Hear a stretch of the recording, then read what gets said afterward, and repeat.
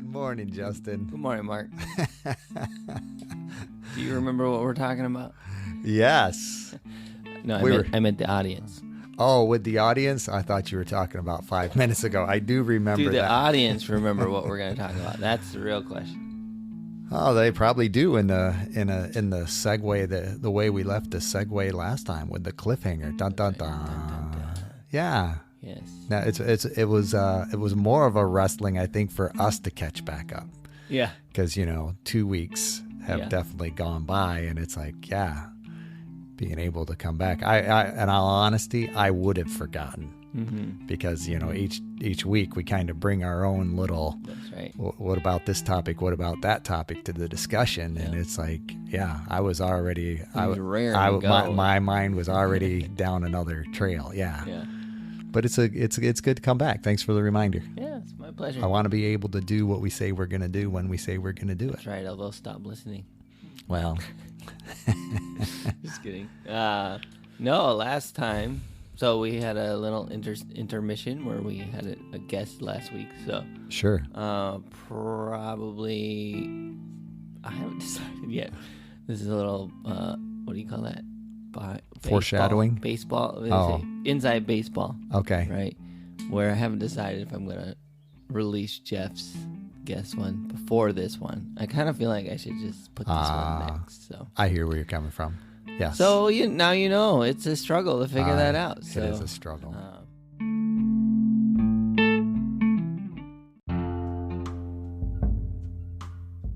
Welcome to How I See It with me, Mark Pratt, and Justin Sternberg. This is a podcast that works to counter cultural polarization through thoughtful conversations.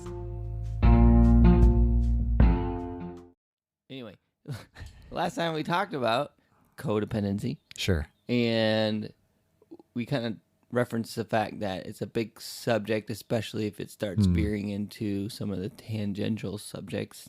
Sure. We talked quite a bit about the concept of enabling. I think we covered, generally what codependency is as kind of an overarching relational theme. Sure. And then we kind of broke down the two parts of a codependent relationship. Kind of typically there's two pieces to the puzzle there, two sides to the equation, the codependent and then what we call the addict, but it can be just the other side, right? Sure. That receives the codependent behavior and assumes it. Right. And then we said, well, how do we work through that, right? And how do we deal with that? And we started to talk about boundaries. And then when we started talking about boundaries, I said, wait, Mark, that'll be good for next week. And you started to say something good. And How I do you interrupted know? you. Every time you talk, Mark, I'm like, this is good stuff. Yes. I haven't had my quiet time kombucha yet. Though. Yeah, that's right. I saw that. That was good. Nice little segue there, or nice little intro, I should say. Yeah. I was hoping you were going to bring me some, but oh, you know what, folks, I didn't. I drank it all. I drank my quota during quiet time. That's right. Good choice. So, what do you think, Mark? Yeah, boundaries. What do you think about boundaries? Oh, there's a lot that I tend to think about boundaries. I can honestly admit that even though I wanted to do a different topic for the morning, you're still sour about it. No, I'm not. I'm realizing how boundaries came into that topic. How I actually, I can admit I blew a boundary this week. Uh-oh. And I think that's the reality of it is sometimes we don't realize. I think boundaries are great.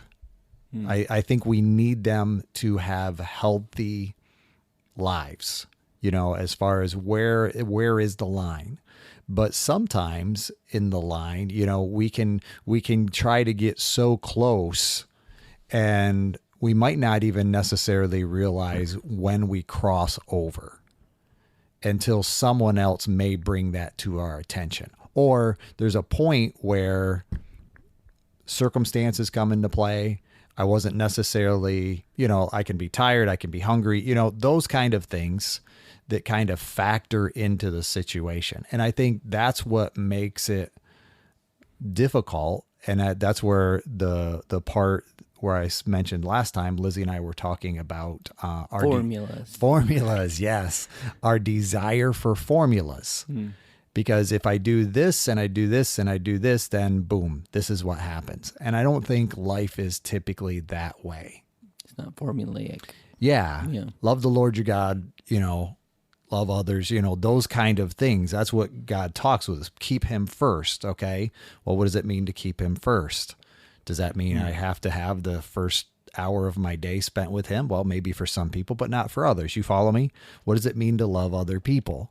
And Lizzie and I were having the discussion because she had to write a paper that was based on what they were referring to as two books.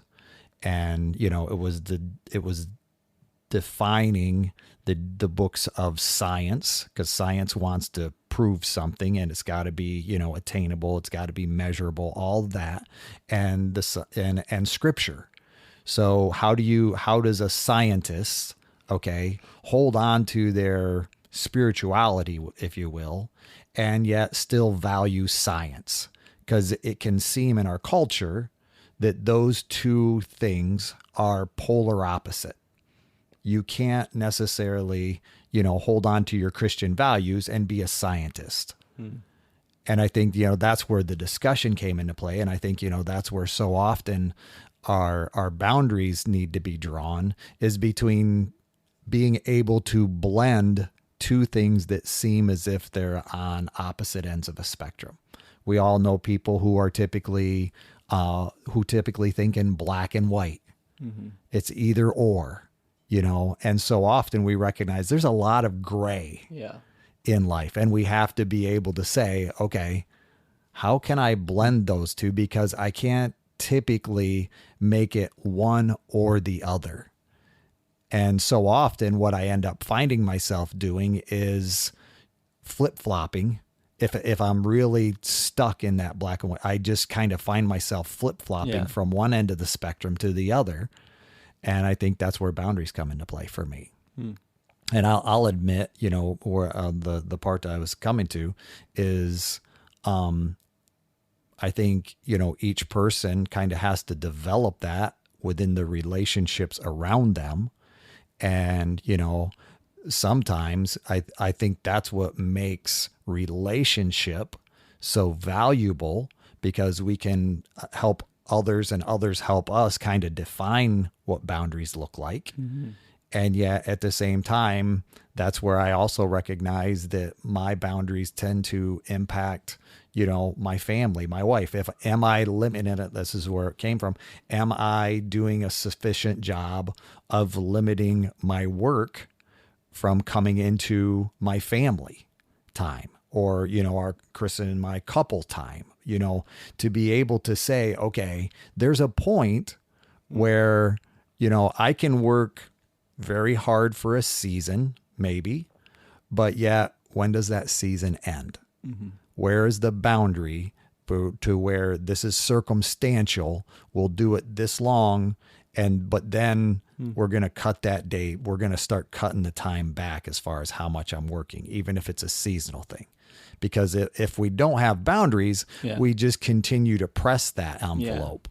And, 10-hour days turn into 12-hour days. And, we kind of flow with the river. If the river's flowing upstream, to where, like you said, okay, this just extends to I'm working more and more and more and more. Or it can go the other way too, where it's like I'm caring less and less and less about my job, and, risking losing a job or whatever. Like it can go, butt tip if we don't, make course corrections. Yeah, it's interesting.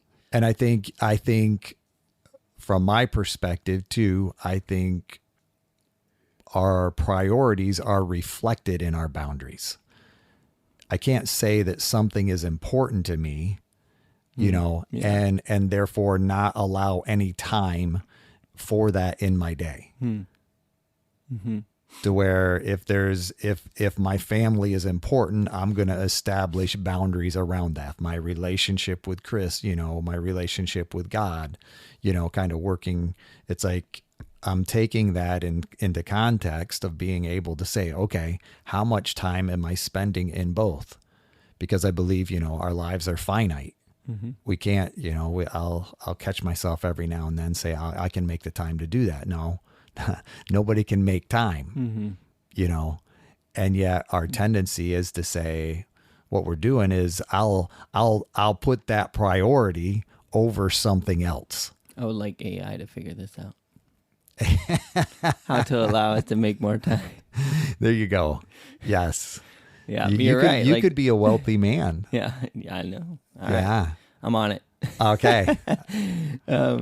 Yeah, I mean, that's a great point, that time is our single resource in life that you cannot add more or take away. Like, it is what it is, and there's no cheating it.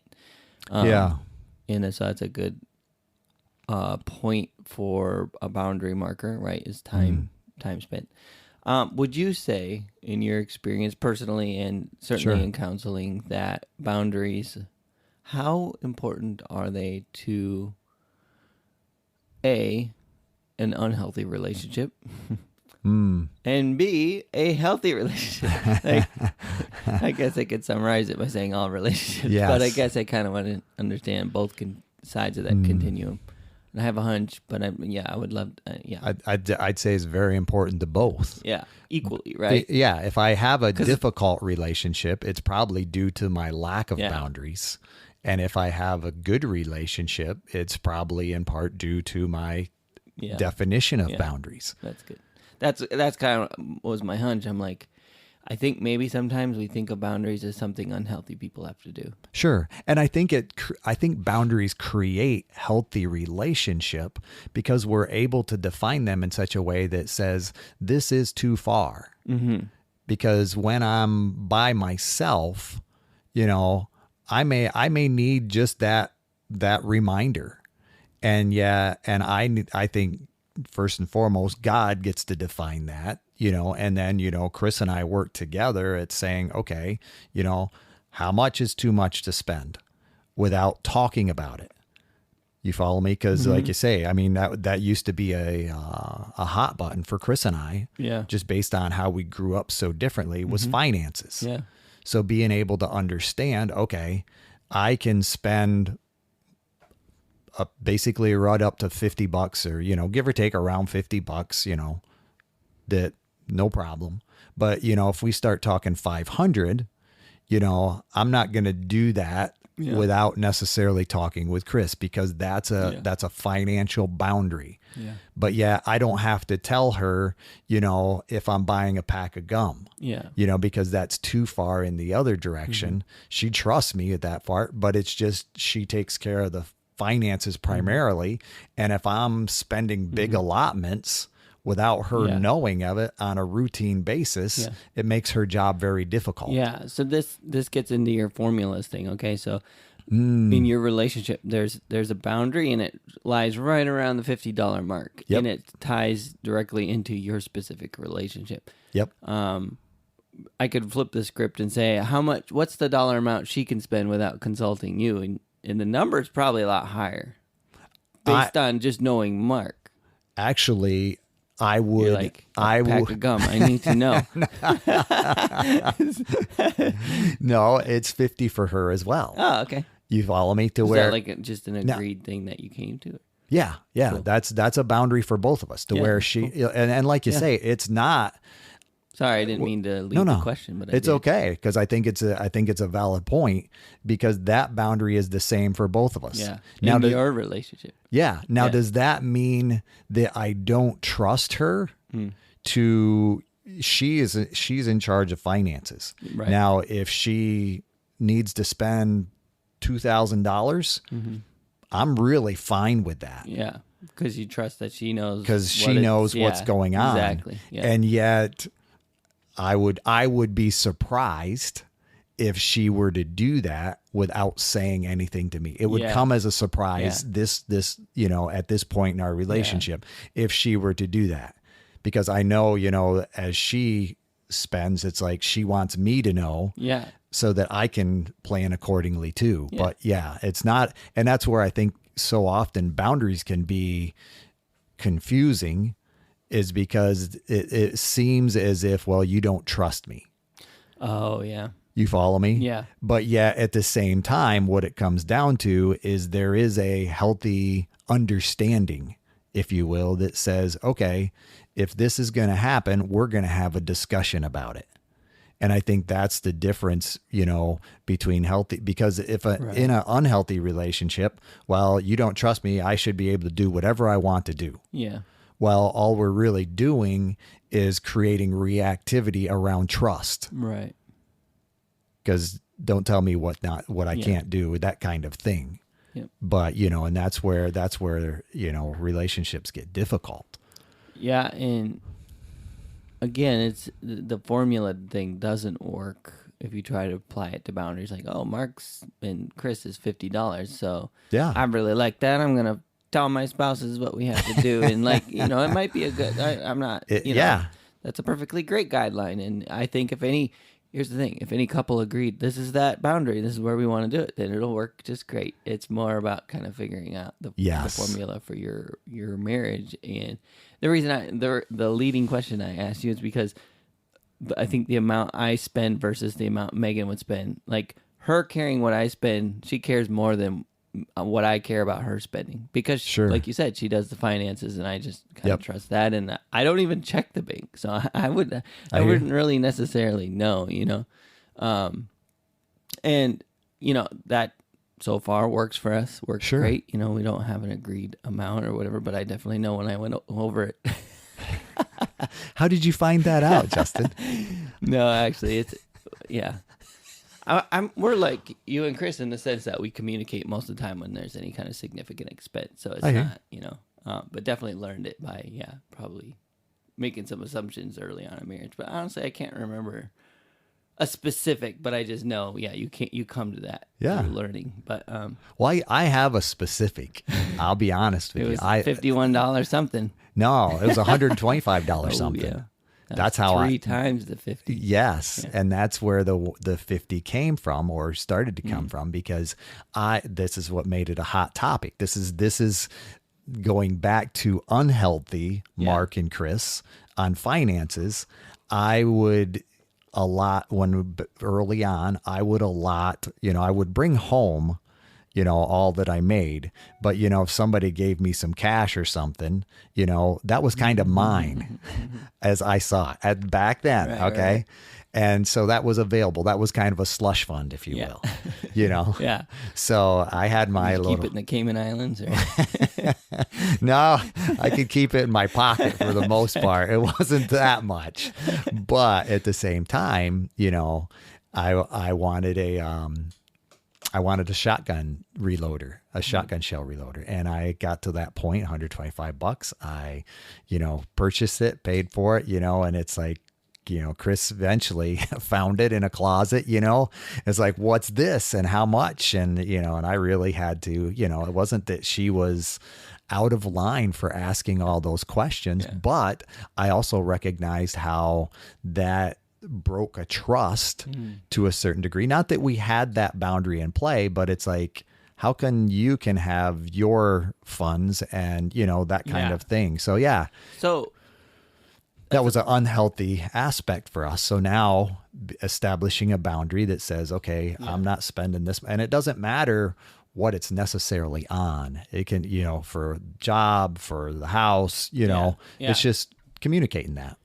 So that's a great segue into kind of how do you get to where you establish a boundary, and this is the sticky point. This is where a lot of people run into trouble, is they don't realize that often boundary, because again, there's not a formula to say, hey, when X happened, X, Y, Z level is reached. Go into negotiation mode, build a boundary, and continue forward, right? Like, there's no formula for that. So how do we usually find out a boundary is needed? We usually find out about it through conflict.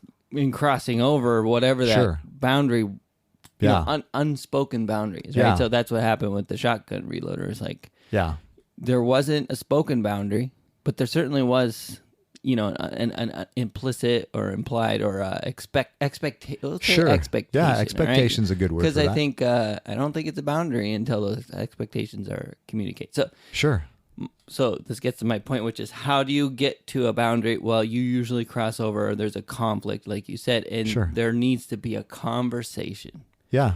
And that conversation is about assessing need, about communicating needs, communicating Yeah. expectations, and figuring out how to move forward.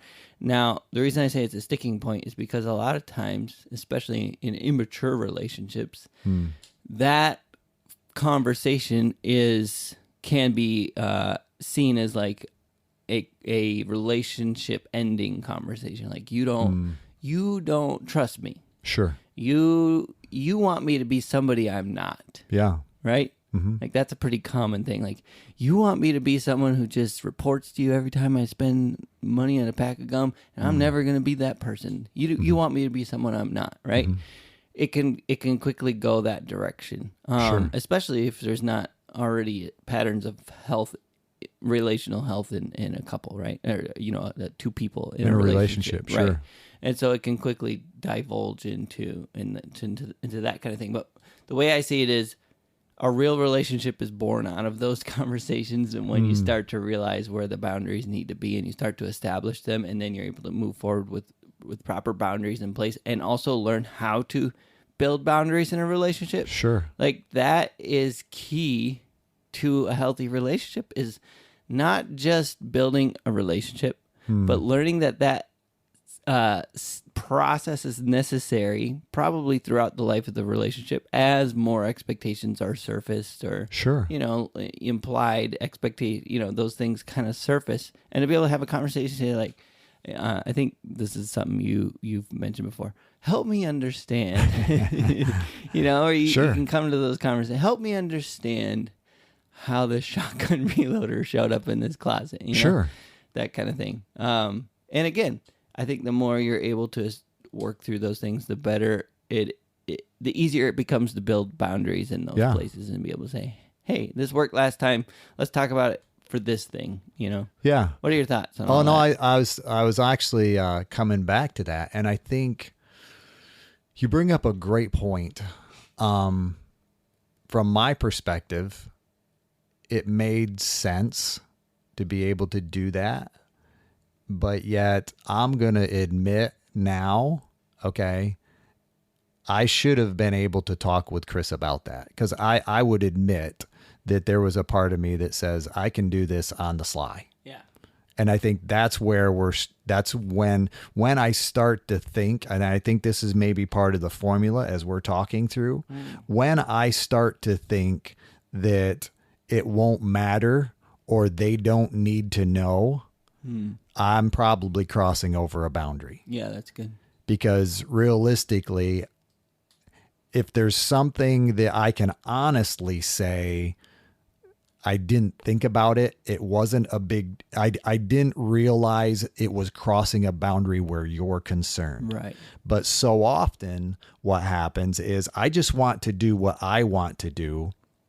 And I don't want to have to deal with you disagreeing with me. Right.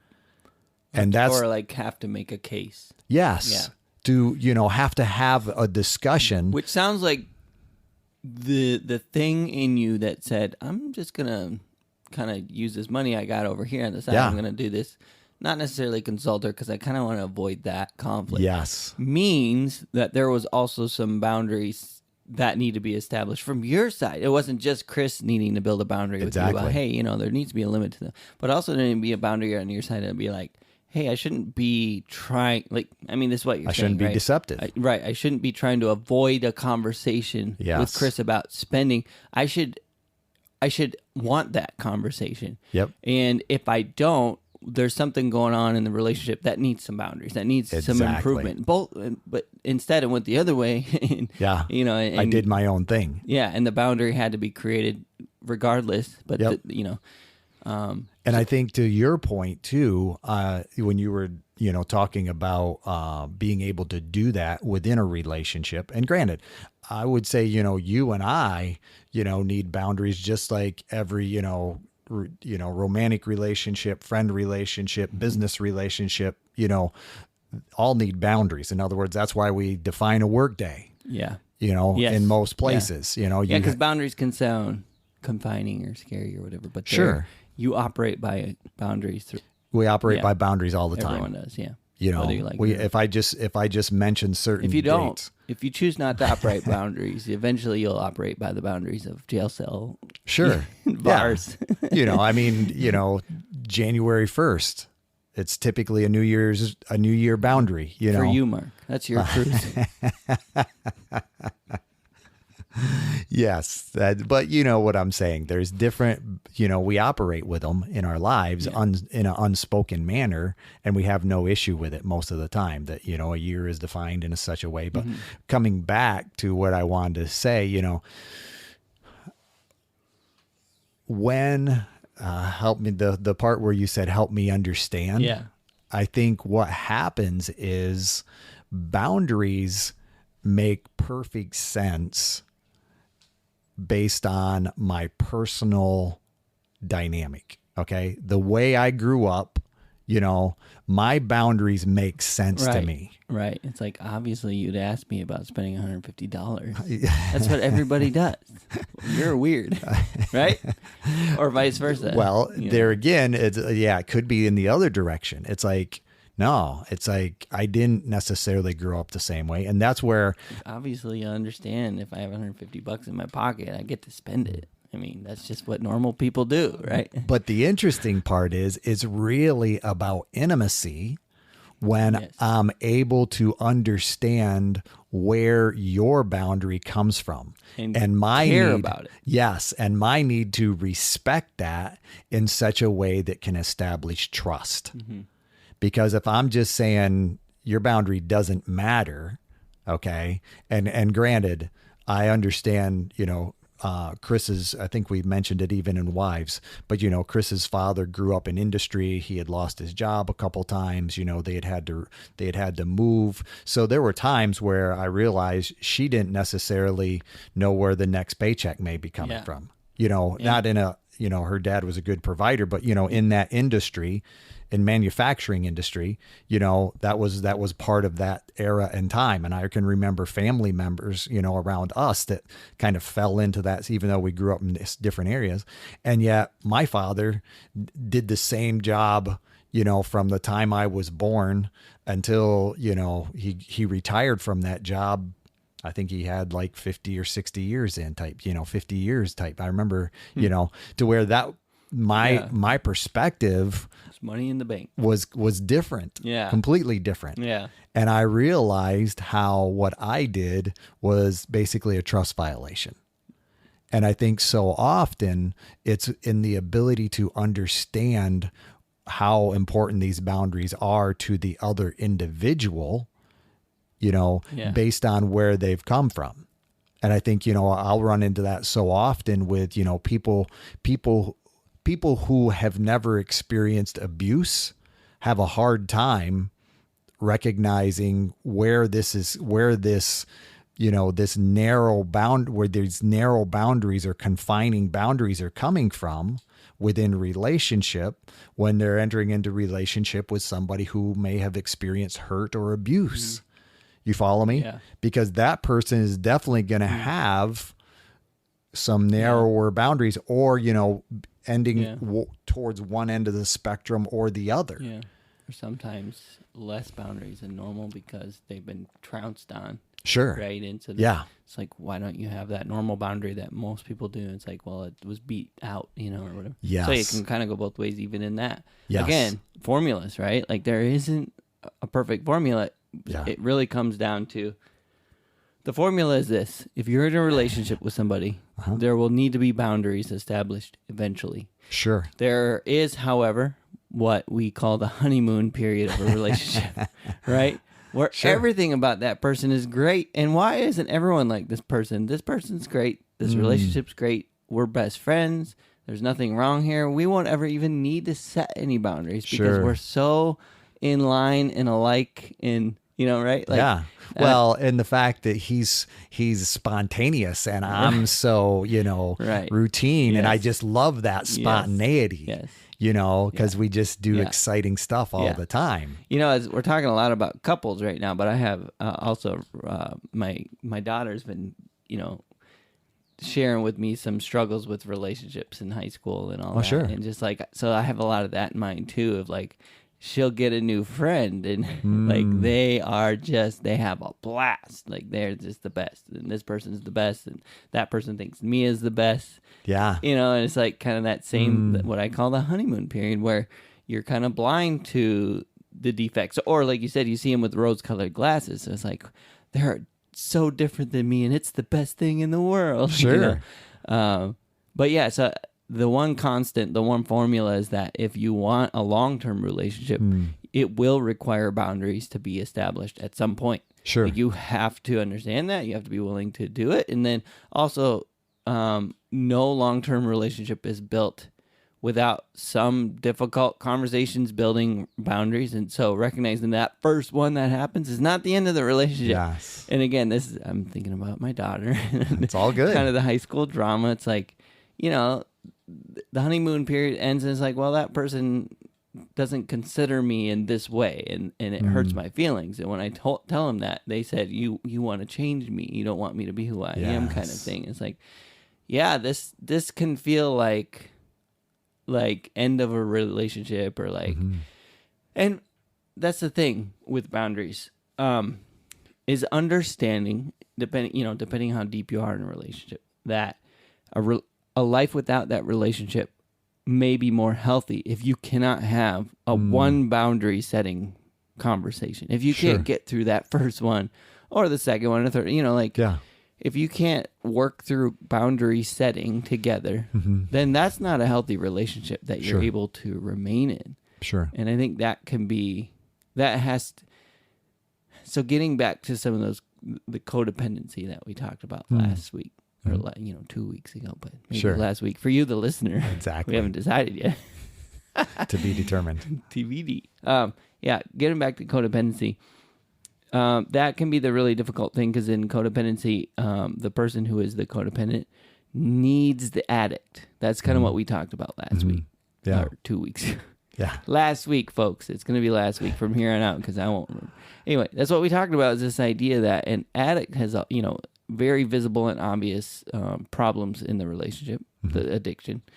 But a codependent looks like the healthy one, but really, we've talked about they're as sick as the addict for different reasons. And part of that is they need an addict. They need someone in their life that they can fix, that they can, and a lot of codependents are in denial about that, and they'll be like, no, I don't, that's not true at all. I'm perfectly fine. I don't need that. People just gravitate to me because I'm really good at solving problems.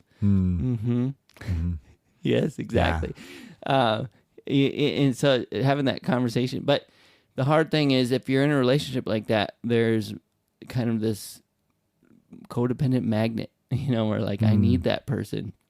And so when you say you got to set some boundaries, but it'll push them away. Right. Yeah. Yes, exactly. That's the thing. It'll push them away or create change. Right. That's the reality. Right. Yes. Yep. And again, depending on how good you are at setting boundaries, or how the precedent you've set, I would say often in unhealthy relationships, whether I think of, teenage drama, or, an addict and a codependent, and just kind of not having the functionality of a, good functional relationship.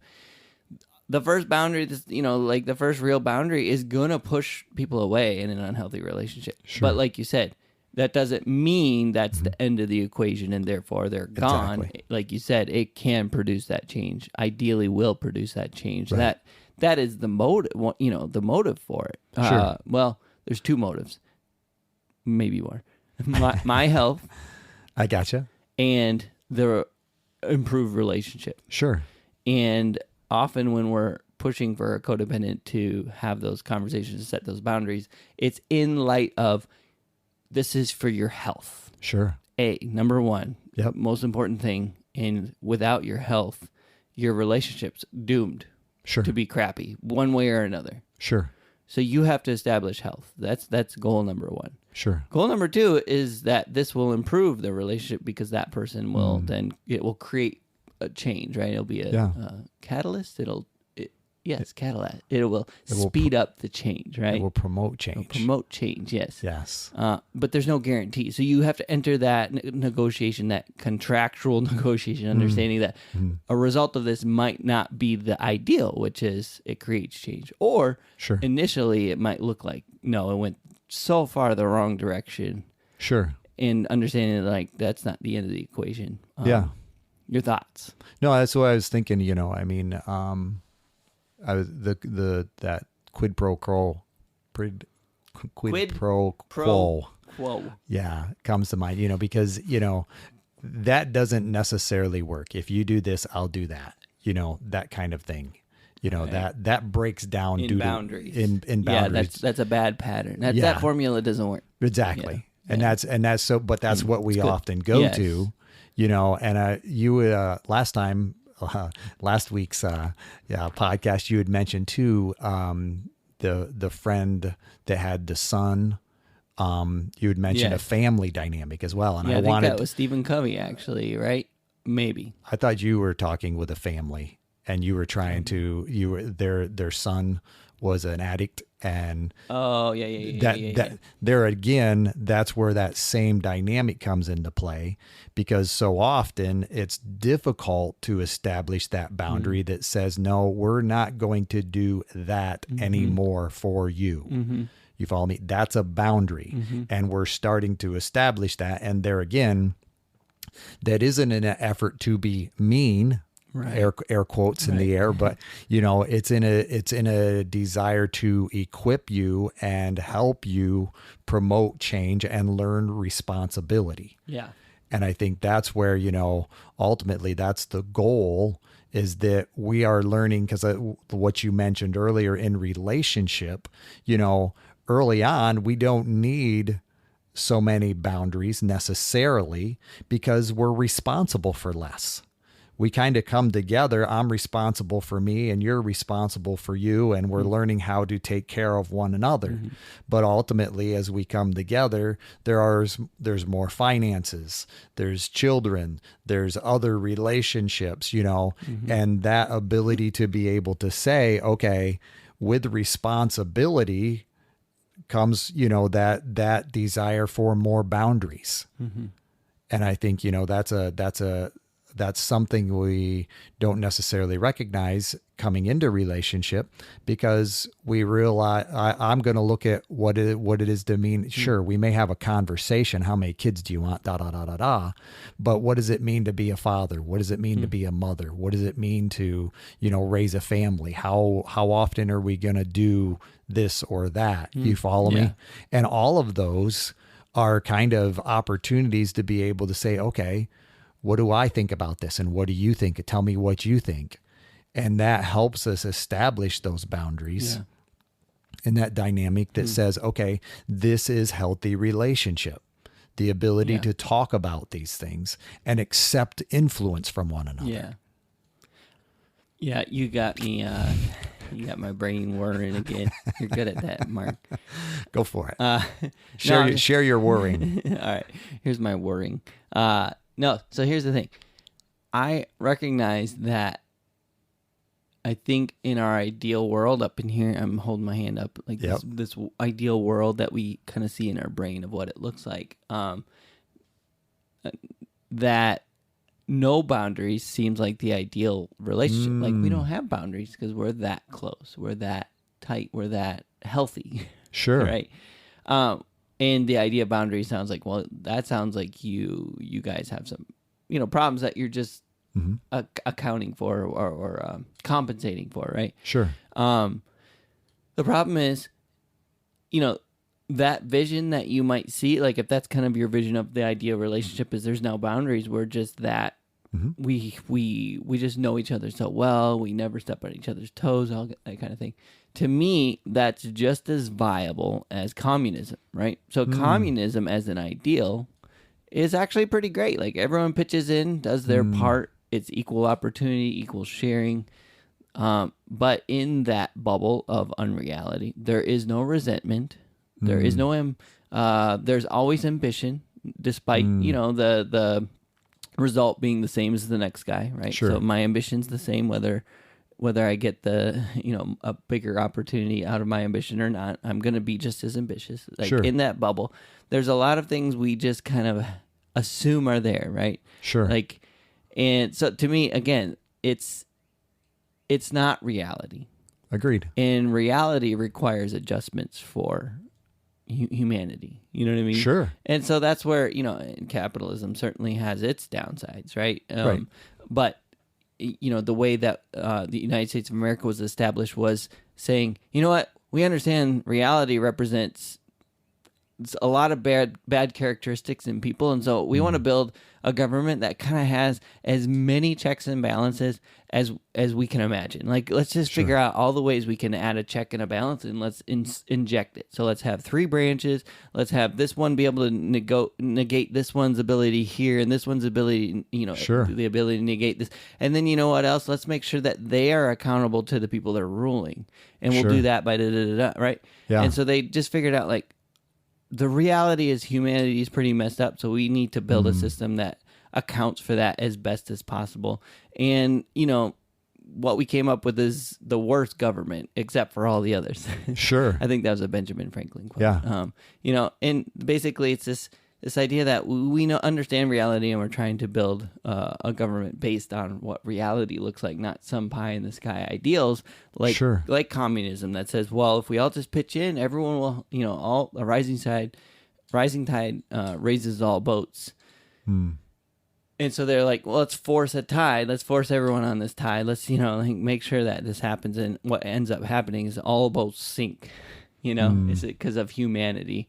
And kind of the consequences there. So anyway, back to boundaries. I think that same thing happens where we have this ideal vision of what it will look like, but it doesn't account for reality, which is first and foremost and most importantly, I'm human. I'm messed up. It's not about my partner being human and messed up.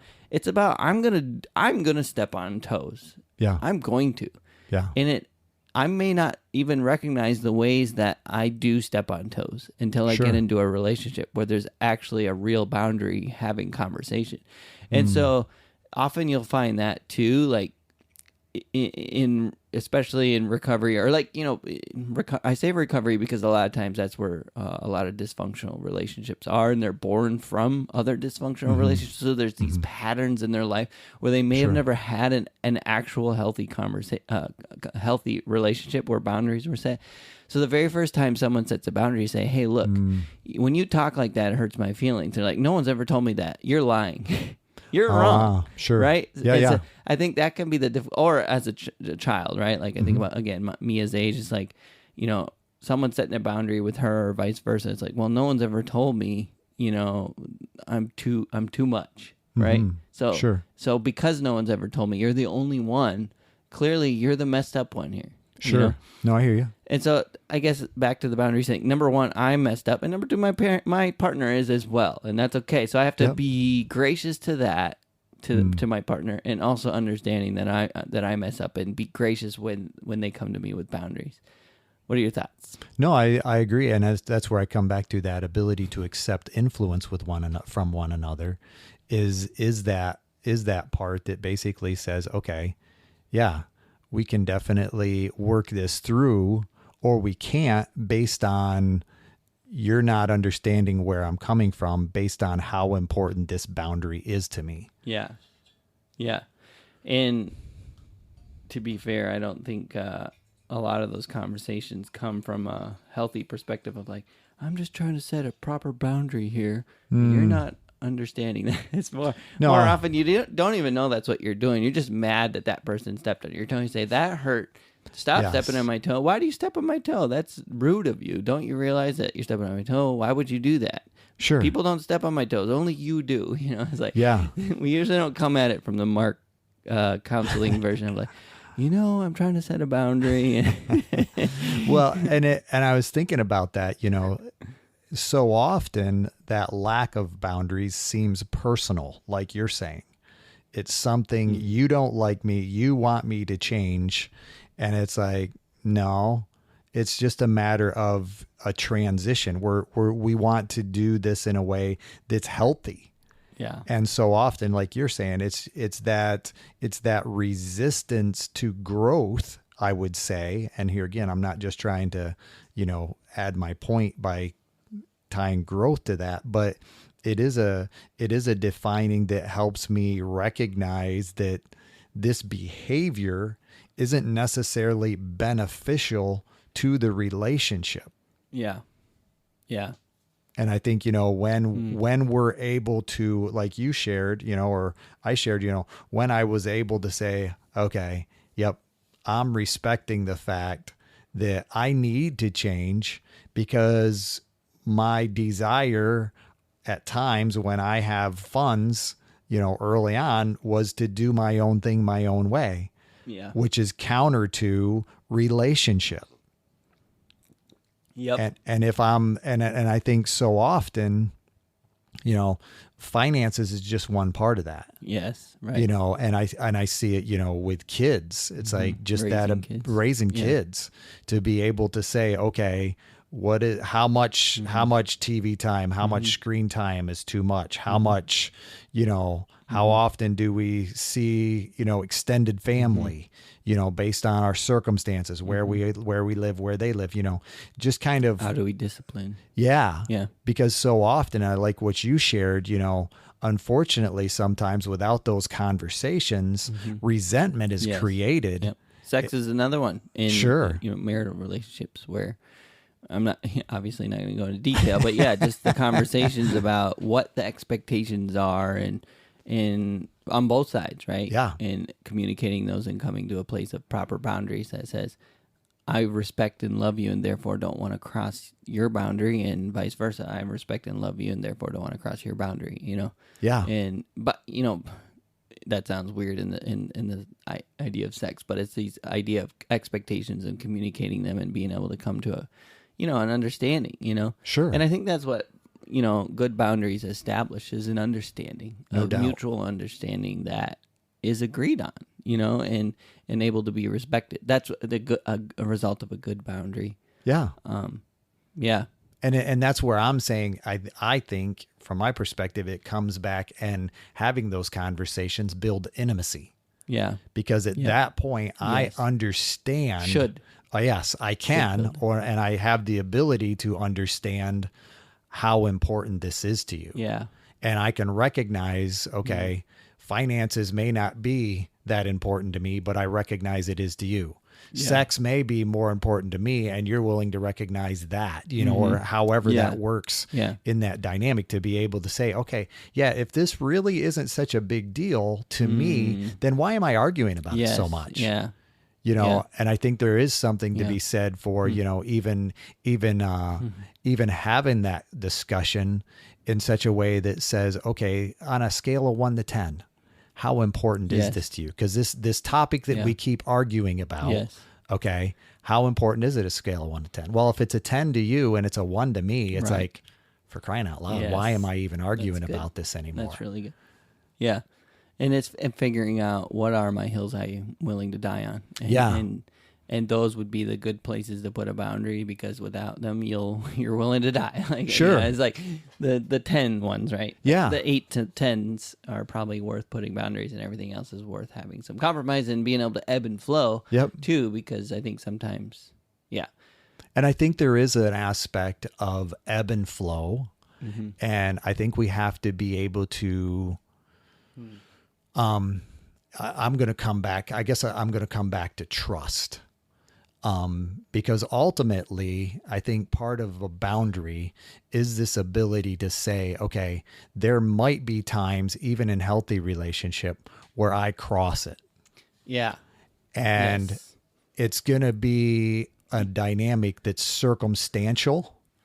Okay.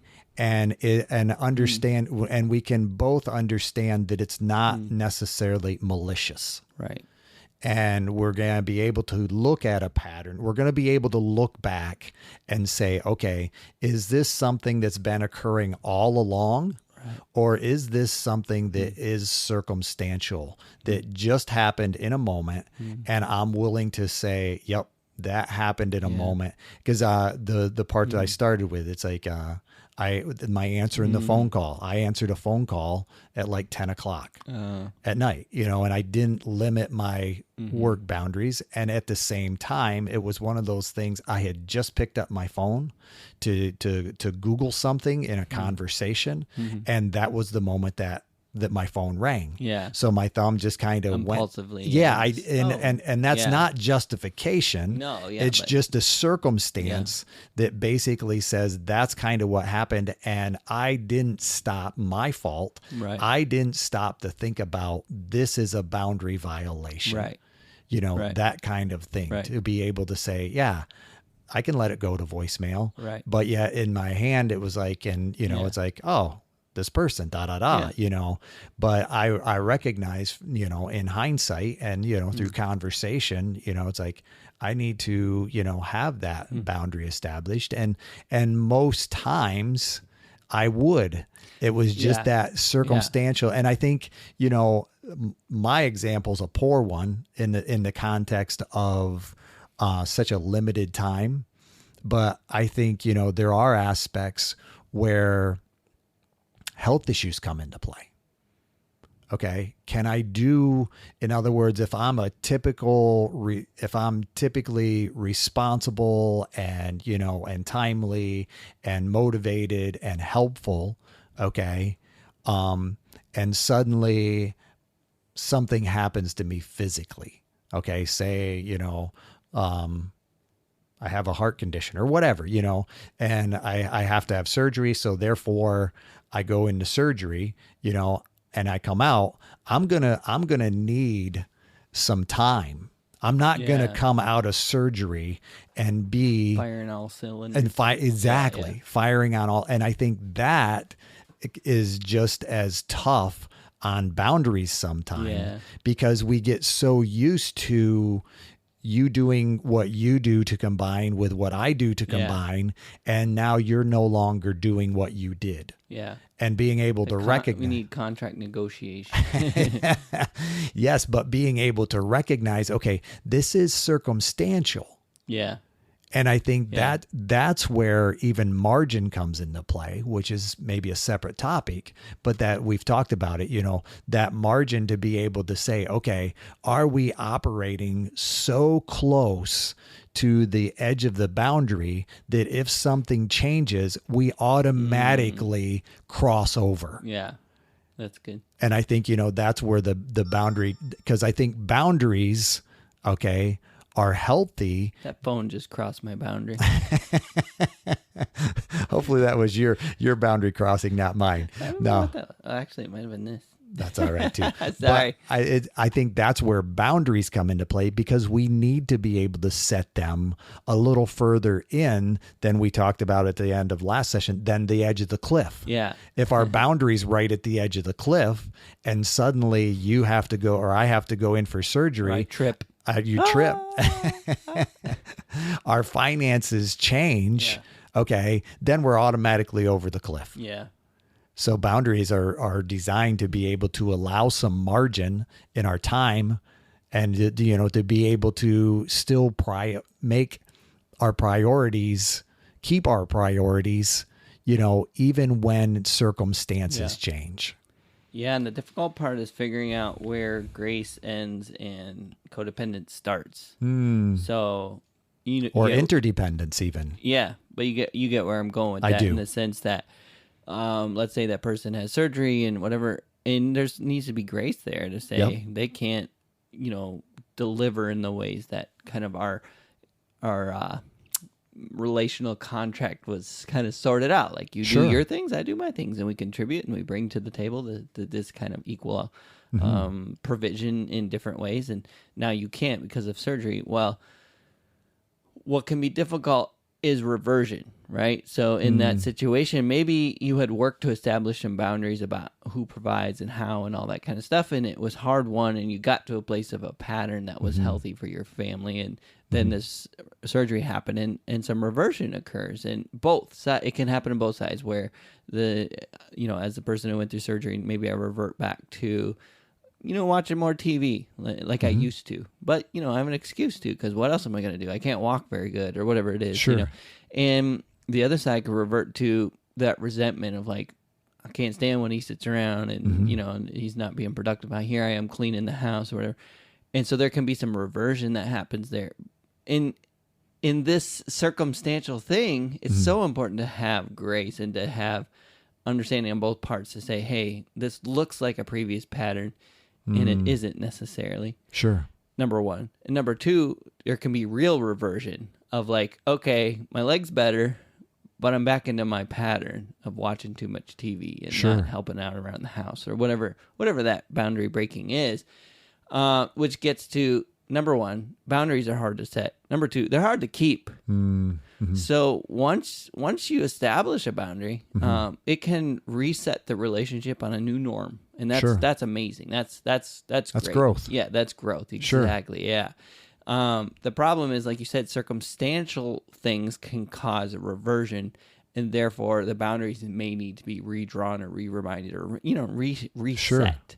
Sure. And that can be harder than the initial setting. No doubt. Because now you had the resentment built up of like, I thought we got here. I thought we established this, and like, or even gaslighting of like, my leg's injured and it's not my fault. I can't whatever. And it's like, well, is it still hurting or could you help around the house? That kind of thing. Like there can be all kinds of relational dynamics that can cause that reversion. And now those boundaries really, truly need to be set again or reset or redefined or modified or whatever it is. Yeah. Or, you sense you're going that direction because of this circumstantial thing to be able to say, pause, like a referee, hold up the tee, time out. Exactly. Right? Saying, hey, just so you know, I'm noticing this thing in me. I'm noticing some reversion things where I'm getting a little resentful.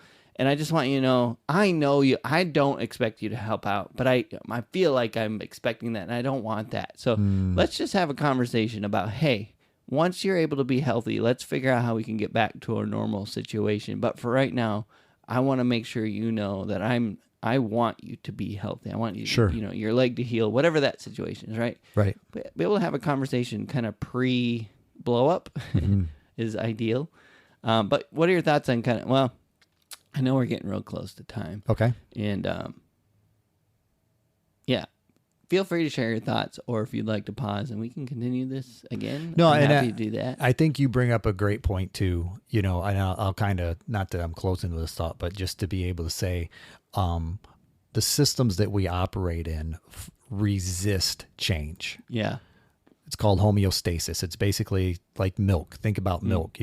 Milk desires to have the cream float to the top of the milk, and homogeneous milk keeps it all together. In other words, there's no separation.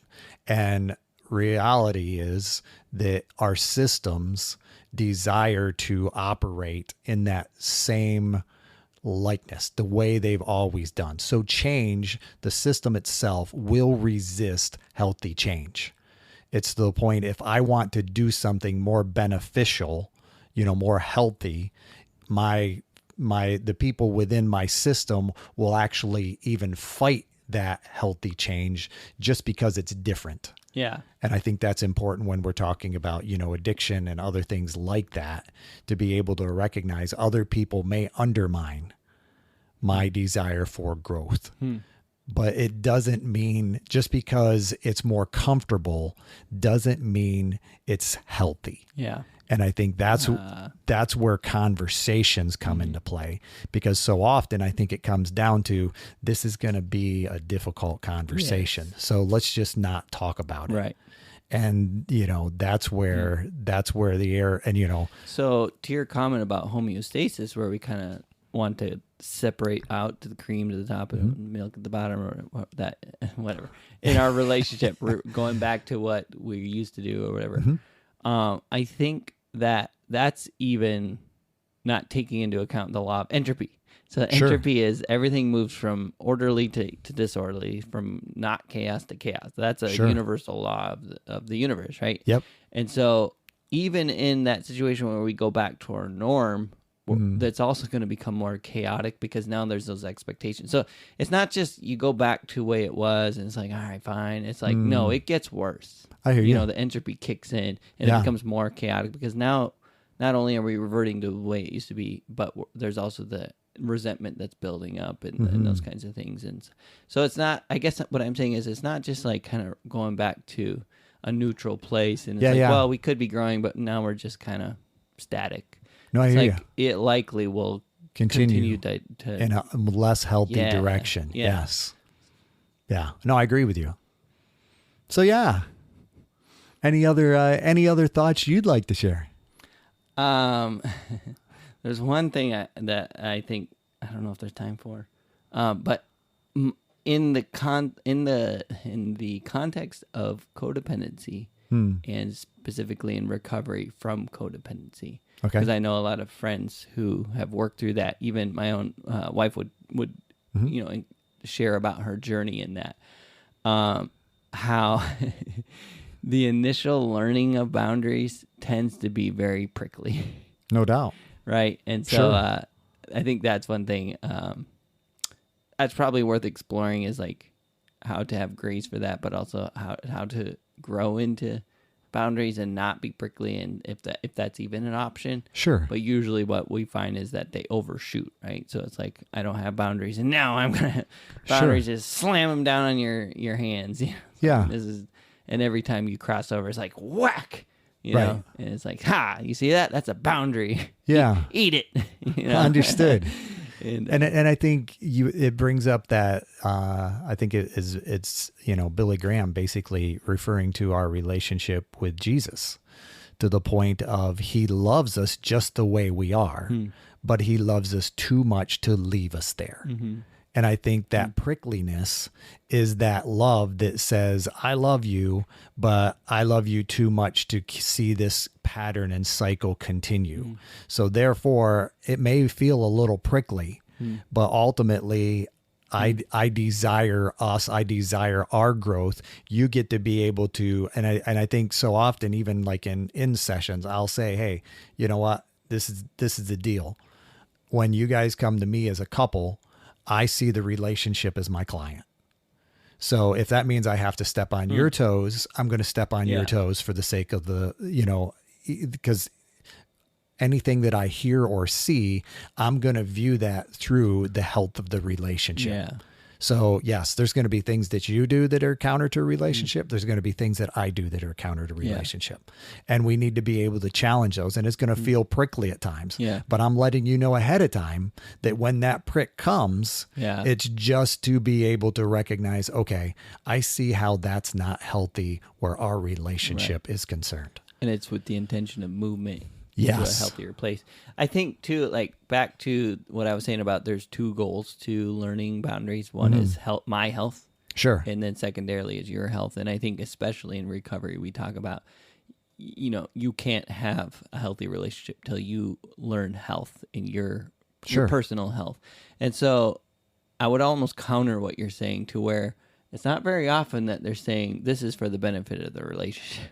It's very often in that first step learning of like, oh yeah, I can't have any healthy relationships till I start learning how to have boundaries. And so it healthy me, healthy us. Yeah. It often comes from I think that is the long-term goal, and that is it. But it doesn't come across that way often. It's kind of like, building a wall around me that says, look, I got boundaries and you're going to deal with them whether you like it or not, because I'm learning how to be healthy for myself. And again, for me, I understand that as a very important progression for someone who's working through learning codependence. I think there's, like I said, there's just two sides of that I would want to encourage someone learning that, like, to remember people can be hurt by those boundary slamming. Sure. And that hurt isn't always bad. I hear you. Yeah. But also just a recognition of it is important. But I guess what I have learned is, like, I think that's a necessary process. Sure. I feel like it's true whenever I see healthy growth in someone working through codependence, is that they often go through this prickly stage. And if I have access to the people around them, and often, like, again, in an addict, I have access to the addict because they're often it's a guy, and we'll have these conversations. I'll say, let him go through this. It sucks. It's hard. I went through it too. Like in other relationships, like this is not fun. And this can't be the new norm. Like, I don't expect you to live with this the rest of your life, but you certainly should right now. Sure. Let them learn this. You know they need to learn this. Sure. You know? And anyway. Well, I think what you're describing is a healthy consequence to avoidance. Because so often we may want to avoid circumstances or not recognize certain things have happened or have been ongoing. And when we ignore those over time, there's going to be greater consequences. Yeah. And I think, feeling I don't know. It's like, I think, our lives have pain one way or the other. Yeah. If we stay in a relationship, it's going to have pain. If we leave a relationship, it's going to have pain. Yeah. If you work out, you're going to have pain. Yep. If you don't work out, you're going to have the pain. And Exactly. yeah. So, and I think so often our desire is to avoid pain. And it's healthy to be able to recognize I'm not going to avoid pain. You're just deferring I'm it to deferring a bigger version. Yes. Yeah. And so I think so often in that dynamic, when I feel that prickliness, allowing it, like you're saying, is a healthy thing, because that's really just a consequence that now I'm being allowed to feel. And it says, maybe the way that I was doing it isn't as beneficial as I once thought it was. Yeah. Yeah. That's good. So as far as I'm concerned, that's how I see it. Thank you, Mark. Hey, thank you for listening to our podcast. If you like How I See It, please do all the things that podcasts tell you to do. Subscribe, rate, review, follow us, and or talk nicely about us on social media. If you want to reach out, the email is us@howiseeit.click. Yep, I said .click, as in .click. Please tell your friends about this show, and we'll see you on the next one.